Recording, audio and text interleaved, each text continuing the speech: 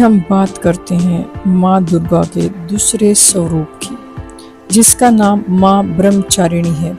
ब्रह्म का अर्थ है तपस्या और चारिणी का अर्थ है आचरण करने वाली। इस प्रकार माँ ब्रह्मचारिणी तप की देवी हैं। उनके इस स्वरूप में वे कठोर तपस्या करती हैं। माँ ब्रह्मचारिणी का स्वरूप अत्यंत दिव्य और सौम्य है। उनके एक हाथ में जप की माला और दूसरे हाथ में कमंडल होता है। वे अपने इस रूप में ज्ञान, ध्यान और तपस्या की प्रतीक मानी जाती हैं। उनका यह स्वरूप जीवन में धैर्य, संयम और संकल्प शक्ति को दर्शाता है। माँ ब्रह्मचारिणी पिछले जन्म में सती के रूप में जन्मी थी। जब उन्हें भगवान शिव से विवाह करने का संकल्प हुआ तो उन्होंने घोर तपस्या का मार्ग चुना।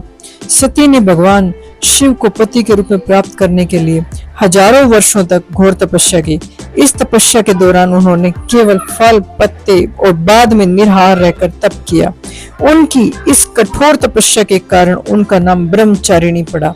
उनकी तपस्या और दृढ़ संकल्प के कारण ही भगवान शिव ने उन्हें अपनी पत्नी के रूप में स्वीकार किया। माँ ब्रह्मचारिणी हमें कठिन परिस्थितियों में धैर्य और आत्म संयम बनाए रखने की प्रेरणा देती हैं। उनका यह रूप जीवन के कठिन रास्तों पर चलते हुए धैर्य और समर्पण के महत्व को दर्शाता है। उनकी पूजा से हमारे भीतर दृढ़ इच्छा शक्ति, अनुशासन और आत्म संयम का संचार होता है।